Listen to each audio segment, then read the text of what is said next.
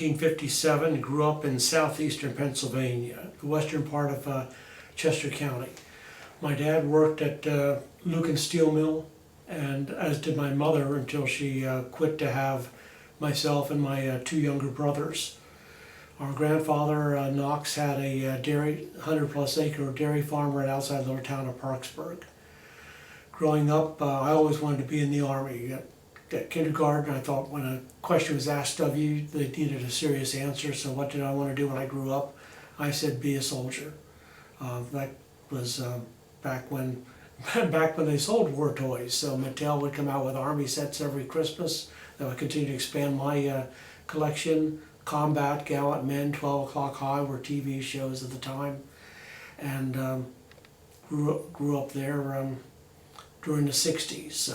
That was civil rights movement, Vietnam, the unpopularity of the Vietnam War, which based on that I became kind of lazy in high school, thinking that if that war was so unpopular, I didn't need to have that good a grade to get into West Point. But unfortunately for me, fortunately for America, President Nixon got his peace with honor in '73, and I graduated high school in '75.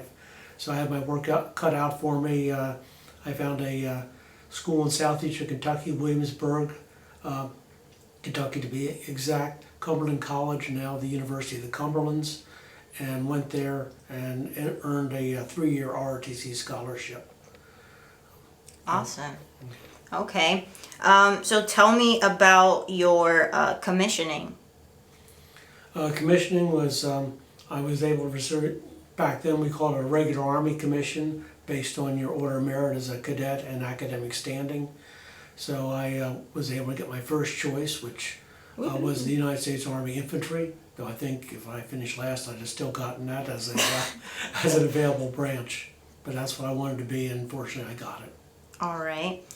So did you complete your basic training during your ROTC program? Oh, okay. During my college years, not sure I was going to get an ROTC scholarship. I went to the United States Marine Corps' Platoon Leaders Course Junior Phase, which was an 8-week course at Camp Upshur, Quantico, which is their version of our ROTC program. During that 8-week course is when I was notified by the sergeant at our ROTC unit that I'd received the scholarship. So that was my first military training experience, was through the Marine Corps. Between my senior years, where we had our ROTC advanced camp out at Camp Forsyth, Fort Riley, Kansas. Okay.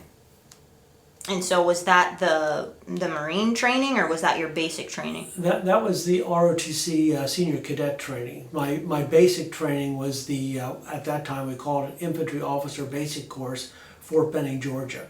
I was commissioned on the 10th of May 1979 and graduated IOBC on the 20th of August 1979. All right, so you were a new second lieutenant in the United States Army. Correct. Following that, I had volunteered for both Airborne School and Ranger School, because at the time everybody else, all the senior sergeants, were Vietnam veterans, as were the senior officers. So you show up in a completely empty green uniform unless you are able to get the jump wings and Ranger tab to build some sort of credibility and performance before you get to your first unit.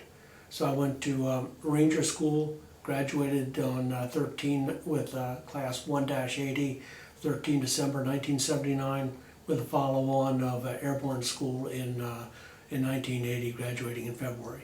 Okay, where did you go from there? What was your first duty station? My first duty station was at Fort Dix, New Jersey, 1st Battalion, 3rd Basic Training Brigade. Their focus was the initial 8 weeks of training for people in combat service support, chaplains, assistants, wheel vehicle mechanics, truck drivers, cooks, medics, before they'd go out to their advanced individual training at some other location. Okay, and what was your mission while you were there? Initially, I was a training officer or executive officer for a basic training company, and fortunately, due to a very shortage of captains, I actually got to command a basic training company through one cycle as a second lieutenant. Oh, that is so Following cool. that following that as a first lieutenant, I was in charge of the training management administration center, basically a training version of a S3 operations section. I was able to volunteer to go to Germany, where they were short on lieutenants. So after being at Fort Dix from March of '80 until June of '81, I went over to Germany to join the 1st Battalion, 6th Infantry, which was then part of 1st Armored Division. We were in Ilsheim, Germany. The division headquarters at the time was Ansbach, Germany. Okay. So you were promoted at your first duty station? Yes, And- from second lieutenant to first lieutenant at my first duty station. Okay, and can you repeat the years that you were there? Yes, I arrived after graduating airborne school I arrived at Fort Dix in March of 1980, and I departed that unit in June of 1981. Okay. So your second duty station, you mentioned volunteering to go to Germany. Was that considered your second official duty station? Yes, Okay. And how long were you there? I was there 3 years, July of '81 to July of '84. Okay.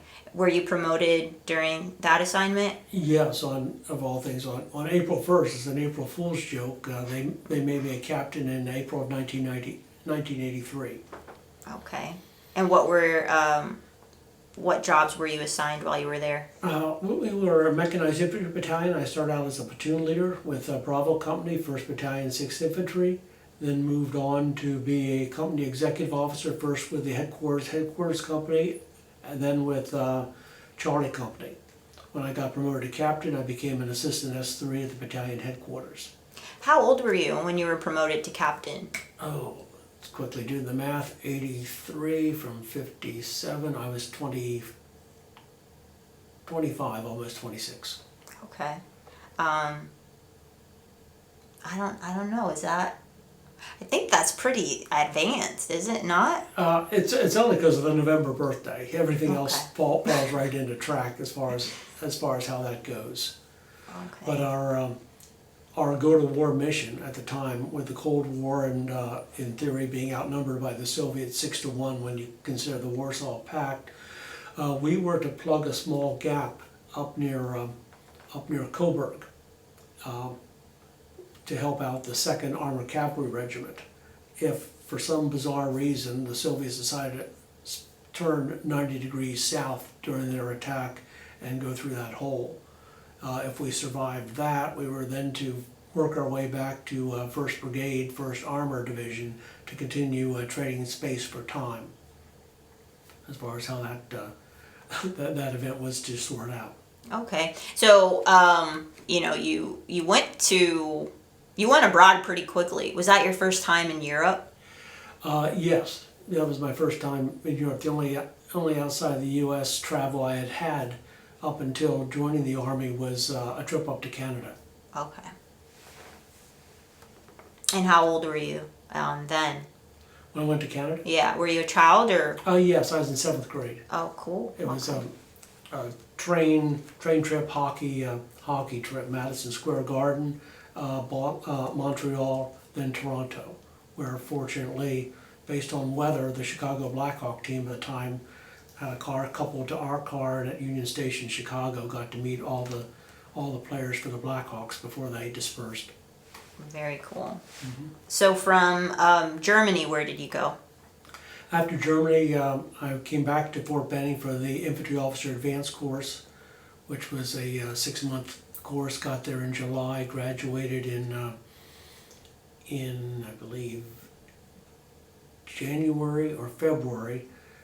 Did a follow-on of a 6-week course to become an adjutant up at Fort Ben Harrison, Indiana, and then after that went out to Fort Riley, Kansas, where I was a brigade adjutant with 1st Brigade, 1st Infantry Division, followed by company command of headquarters company, 1st Brigade. Okay. And where did you go from there?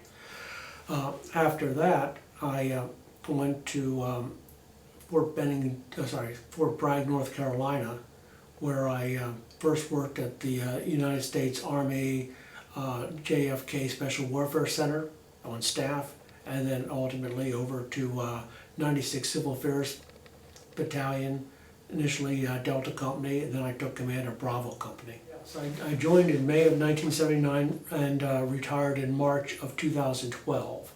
I had a 4.5-year temporary disability retirement break in service, and because during Operation Restore Hope in Somalia, where I was the G5, when G5 was Civil Military Operations for our force, I contracted both falciparum and vivax malaria, and the medication I got had an adverse effect on me for a little bit of time. All right, when I commanded Bravo Company, 96 Civil Affairs Battalion, we were part of the second wave to go into Panama for Operation Just Cause from December until December of '89 to January 1990. Our company's mission was to work out of the commandancia in support of Task Force Bayonet, helping to reestablish basic services to the civilian population, and working with the gun weapon buyback program that they had there. We also supported the displaced civilian camp that was initially at the DoD school, and then moved over to, I believe it was Albrook Air Force Base. After that, I was able to command both Bravo and Charlie Company on the initial deployment in support of Desert Storm, starting in August of 1990 and ending in April of 1991. During the actual ground offensive, my Bravo Company was attached to the 6th Light Armor Division French Force, the Division d'Orgueil, where we were on the far western flank of 18th Airborne Corps and captured the town of Al-Saman, Iraq, where our mission was again to reestablish basic services within the town, which on the day we took it had 12 people and worked its way back up, counting the Bedouins in the area, to 12,000. Okay, so I'm sorry. So- I'm just going on the wars. For when I was with 10th Mountain after graduating the Command General Staff College, that's when we went to Somalia in December of 1992, and I was there until St. Patrick's Day, March 17th, 1993, where I was the Army Force G5, coordinating for all convoy and point security for humanitarian relief operations within the Army Force area. My final deployment in support of combat operations was from April 2005 until November 2006, where as a Lieutenant Colonel I stood up the IED task force in support of CJTF 76, headquartered out of Bagram, Afghanistan. That was the first establishment of the Army G3, later on the JIDO organization's support for the Counter-IED effort within Afghanistan. awesome. So, just for the record, it sounds like you served during the Gulf War and the global war on terror. Yes, Gulf War, Global War on Terror, and then the two Expeditionary Force missions prior to that, Just Cause and Restore Hope. What was the longest length of time that you served on a deployment, if you can recall? That'd be the 18-month deployment in support of Task Force CJTF 76 in Afghanistan. Because we were standing up the task force initially, it didn't make sense just to make that a 6-month rotation, which was what an individual augmentee had. So I extended for initially for a year, and then another 6 months, because near the end of the year, that's when 25th ID gave up the role and transitioned over to the Southern European Task Force. So to give them continuity in the Counter-IED fight, that tour ended up being 18 months. So was that the Operation Enduring Freedom mission? Yes. Okay, so that mission took place from the early 2000s. I believe, do you know if it was 2001 that it began?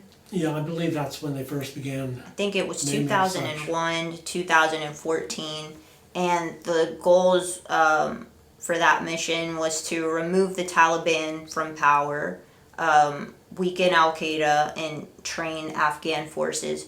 Would you say that that mission was a success? No, the initial operation, which happened before I got there, was a success as far as causing the Taliban to flee and establishing the Karzai government. The issue after that was at the political level problematic, in that the Afghan nation didn't have a sense of nation.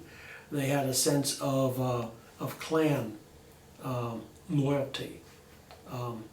So when Karzai was in, for example, he had us work on the counter-narcotics operation, but it seemed to be those poppy fields of his opposition, not the poppy fields of his friends and family. So in addition to fighting an insurgency, we were also adding to the list of opposition with the various drug lords in the area and their perception of an unfair counter-narcotic operation. Wow. I left Afghanistan in 2005 and went back to the Pentagon and helped establish the Joint IED Defeat Organization at its inception. I was the first executive officer in support of General Retired Montgomery Meigs, who came in to assume control of that entity from then Brigadier General Joe Votel. General Votel went on to become before he retired, the 4-star general in charge of Central Command. So I was there for 1 year, and following that I spent my last 5 years as the Training and Doctrine Command Liaison Officer to Australia. So at this point, were you married? No. I married and divorced during my time during my captaincy at Fort Riley, and divorced divorced after Somalia. So, as the Joint IED Defeat Organization was forming, every duty position I had, once we accurately defined it as to what our expectations and prior qualifications were, is we were writing myself out of the job, because every job that I successfully performed, I was no longer on paper qualified to hold. So reading the writing on the wall, I went over to Infantry Branch, which still happened to be in the DC area, and asked what assignments were open. And through circumstances, the Australia position, which had been vacant for quite a while, was open, and they needed an immediate response. I volunteered and was able to go. I think I volunteered in November and reported it in January. So I want to go back to the wars that you served on. Do you have any particular feelings that you'd like to share about those wars? Satisfaction that for each war that I supported, both on staff and my various commands, everybody that I took in with me came back unscathed. All of our equipment was accounted for and serviceable. So getting in, accomplishing the job, and not losing anyone was quite satisfying. There was experience dealing with support with the French, because having failed French in 8th grade and taken 4 of 6 months of French language school at Fort Bragg, I was somehow designated as the French language expert to go support them during the ground war. So between a French-English dictionary and the 501 conjugations of French verbs, I was able to track it in writing, and thanks to a far more proficient executive officer and the French officer's ability to speak English, we did well enough there. Awesome. I was one of probably less than 3 dozen officers and enlisted men to receive the Croix de Guerre OTE, Operations Territory Exterior of France, with the Bronze Star device in appreciation for the job we did there. Okay. So in the foreign nations that you worked with, Who would you say is your favorite? Who did you bond with the most? Personally, Personally. personally, the Australians. It was really a really good experience to work with them. Okay. The had a great sense of proportionality with what was or was not a priority, so that I was used to everything being urgent at a time to be done immediately, and they had a better sense of proportion as to what is most important down to least important, nice to do items. They also still had the officers' mess, the officers' club. When I first came in, our club system was falling by the wayside based on enforcing drunk driving more than anything else. They weren't bringing in revenue. We lost that aspect of our culture that they still had with theirs. So it was a really nice throwback experience. Okay. And did you see any combat during your combat deployments? At Bagram, I think we took a rocket 3 times every 2 months. Most of that was a bargaining method with the provincial governor, who was paid to keep us safe. Is if a local working on Bagram got fired for shoplifting, stealing, or some pattern of misbehavior, we'd take a rocket attack somewhere on the base, go out, talk to the governor. He'd explain, well, yeah, it's an uncertain security situation. He'll work harder. And oh, by the way, I know that you fired Mohammed. I'm sure you had good reasons, but his younger brother Ahmed is really honest, and we'd like him to have that job instead, and he's a good man. If we say yes, we don't get another rocket until we fire the next shoplifter. If we say no, we get a rocket the next day. He apologizes again, and he again recommends who he wants to have take the job. So that's not really the storming of the Normandy Beach or Iwo Jima level of stuff there. Some sniper fire, things like that in Somalia. Same thing for Just Cause. We had a ground attack to take the town of Al-Saman, Iraq, but it was over before you knew it. We were supposed to get, the initial report being wrong, 50 vehicles heading towards Al-Saman, which we thought was going to be there for it to retake it, but through the dust storm couldn't really see anything going on, and eventually those vehicles had stopped outside the town, and they were coming down to surrender. So what would you say is your favorite weapon that you qualified with, and the coolest special equipment that you operated? You know, I always liked the M203 grenade launcher, because like your own little mini mortar, you could actually see the projectiles that went out to qualify, and it's very, very easy to operate. I enjoyed that tremendously. The on equipment, well, most of my equipment's in a museum now. We're sitting outside of a VFW shop, but you know, like I said, enjoy the 203. Okay. Things have gotten much better with sights on the, instead of just iron sights, as far as being able to shoot. Blue Force Tracker, I'll be able to see who's where. Matter of fact, when I was in the DC area, through Blue Force Tracker, I could watch my godson's platoon maneuver through the Kaust Bowl when he was out on mission, and watch his track until it got watch his vehicle until it got back where it belonged. That's a neat ability to see that much detail in real time around the world. Yeah, wow, that does sound really cool. Were you exposed to any burn pits? Burn pits, yes. At Bagram, they had open burn pits going there. Somalia, not a burn pit per se, but fecal dust was one of the top things to worry about there, just based on how polluted the area was. And you didn't want to take leave? No.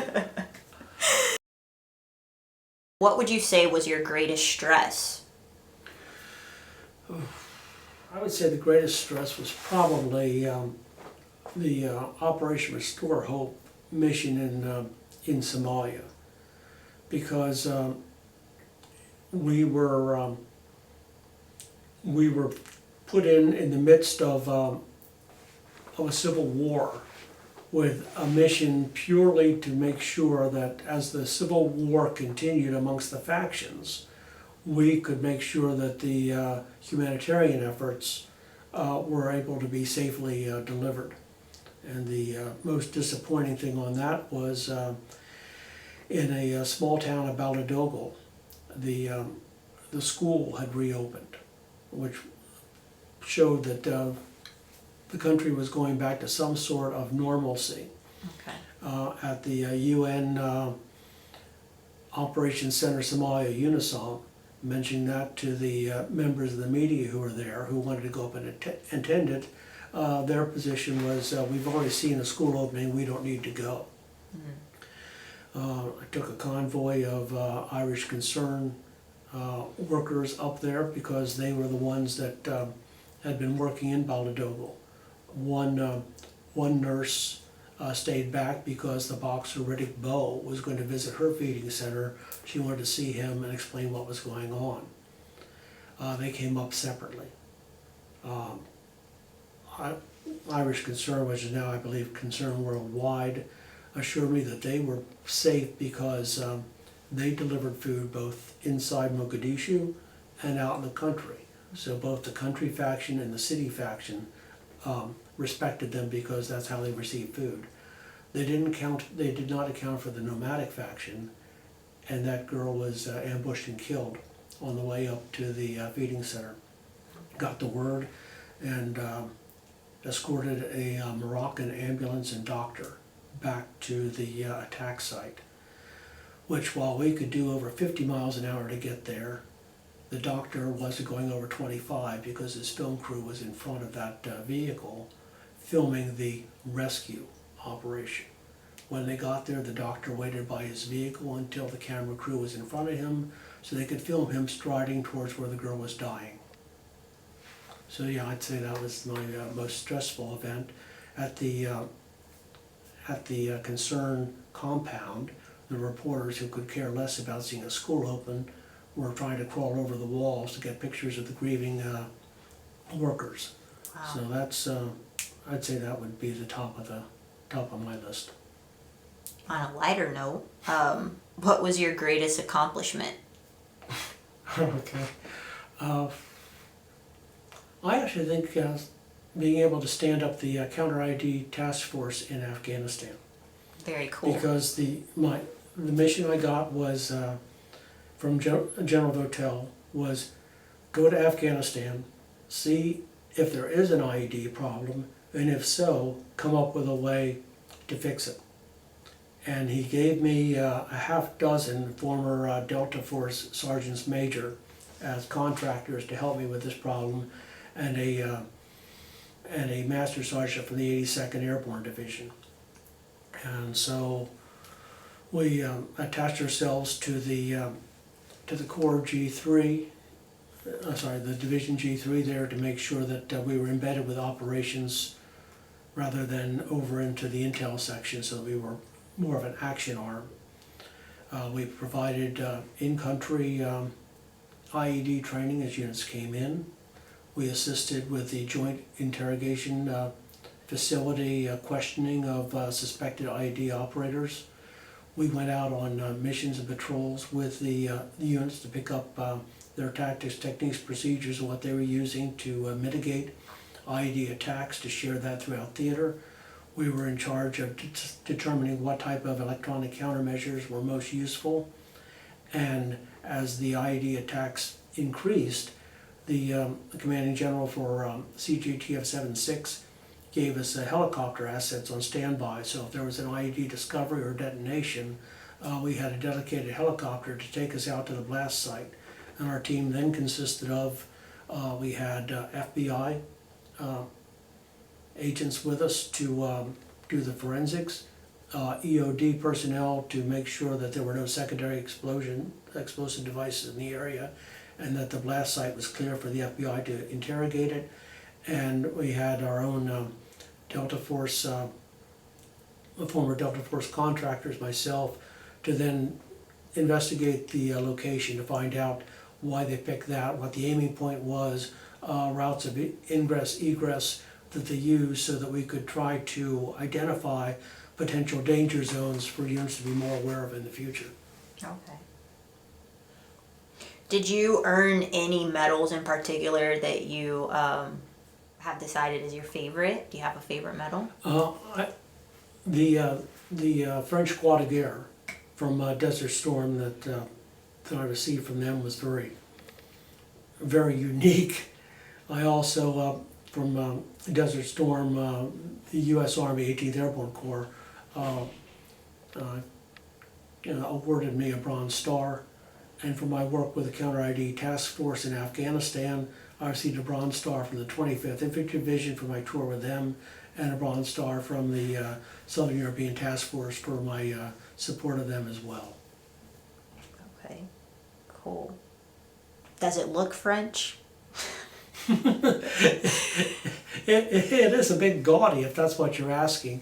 It is a cross with some cross swords, red, light blue, and a bronze star attached to it. So it's different grades of what the Croix de Guerre is. I think basically on my research it's the equivalency of a U.S. Army Bronze Star with a V device. Cool. So if you're open to disclosing, did you sustain any service-related injuries? Overall, nothing that's Purple Heart, no.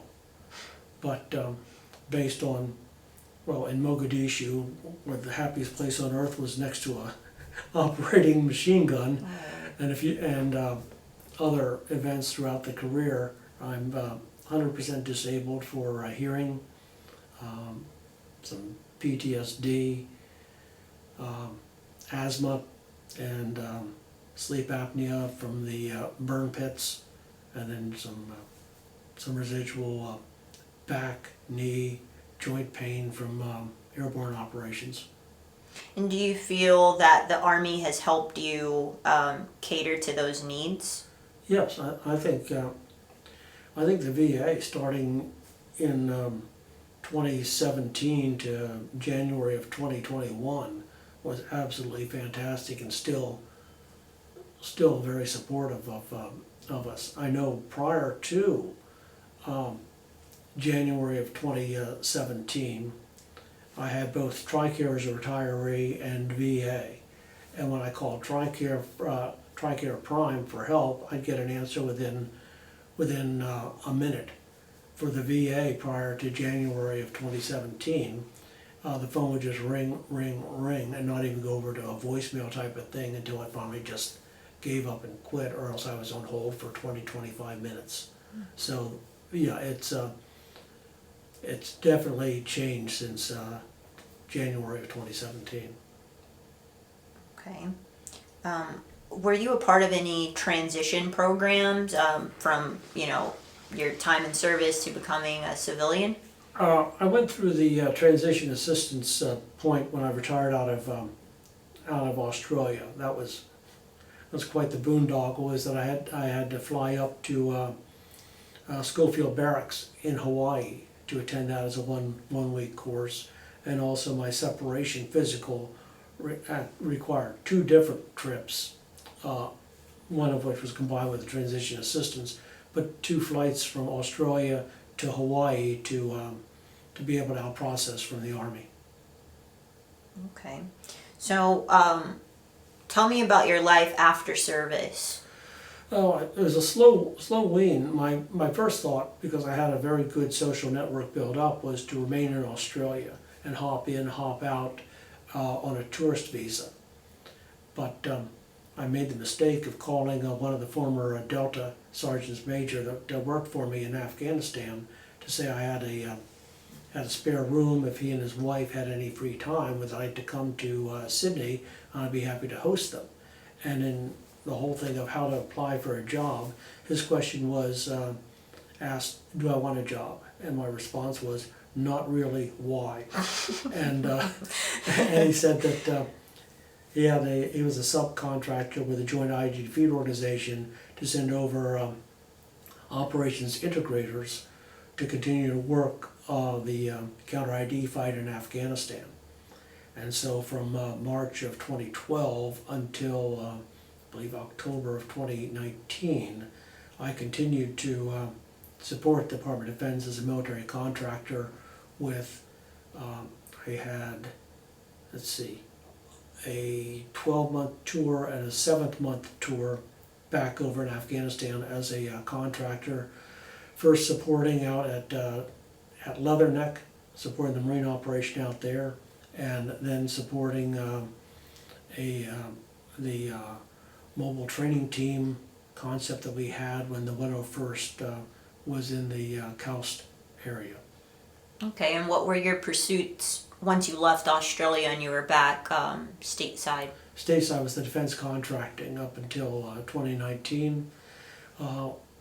Retired from that permanently, and I've been retired in the Sarasota, Florida area, going to school on the GI Bill up at Everglades University. That's it on the application form when they get to what do you hope to be in 5 years? And I wrote alive and still got admitted.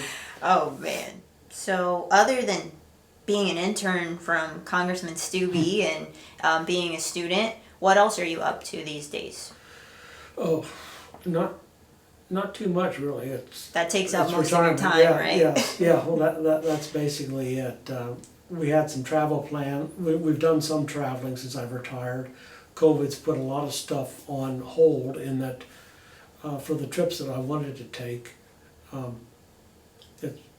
the people in 2020 had first dibs on 2021 and so on, so it was kind of a domino effect of getting the book. One trip that I really hoped to go on would be a trip on the Trans-Siberian Railroad, but that sounds really cool. But yeah, I don't want to be exchanged for an arms dealer just to go over and try to do that in the current situation. Okay. Did you keep in touch with any buddies from the Army? Yes, I've got several that way as far as things, especially to email that way. Buddies in the U.S. Army and friends from Australia as well. Awesome. Well, what message of encouragement would you want to give to the new generation of service members? Well,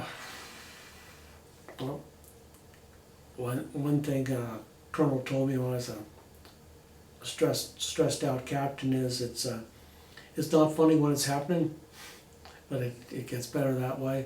Do your job, and your job isn't a 9 to 5. It's a profession. Take care of your people; they'll take care of you. Look at and respect the people around you. If you're coming in as an officer, those are the sergeants. While we were waiting to start the basic course, we had probably a dozen regular Army second lieutenants show up, and with nothing to do for about 2 weeks. And the beauty of that was we'd show up at 8 o'clock, and about 8:05, a master sergeant by the name of Honey would come out and say, if we don't have anything for you, if you young officers have any officer's business, please go attend to that and be back at 8 o'clock. Which meant with our first real money check that we got on day one there, we could go to the mall, watch movies, relax, and enjoy free time. Until a first lieutenant happened to see us sitting there one day waiting for Master Sergeant Honey to come out and say, "What are you doing here?" And one of my peers said, "That's what I like to know. I've been a lieutenant for an entire week and I haven't done anything officer-wise." At which point she said those fatal words of, "Wait here." And that's where we got to meet Major Happy Jack Van Allen, happy not being any way associated with Jack Van Allen. And he came out there and found jobs for all of us. We were almost all to become range officers for the upcoming course that we're going to be in, except for the one lieutenant who tried to hide behind a soda machine, and he had to go out and manually move a run, dodge, and jump pit 50 feet to the right, then dig that in and move it back where it belonged. But listen to your sergeants, because the way Van Allen briefed us is, you need to make sure there's transportation, that you have ammunition, that you have a range, that you have all the medical supplies on hand, that all of these things need to be in place before it's your time to go out to that range. And fortunately for me, with Sergeant Montanez, I came to him, sat down, introduced myself, and said, "Has this ever happened before?" To which he nodded and said, "Yes, sir, here it is." And he brought out, and the whole thing had been scheduled. And I asked, what is my duty? And he handed me a piece of paper and said, "When we get to the range, you read the safety briefing. Everything else is taken care of." So for me, life went back to being relatively easy until the course started.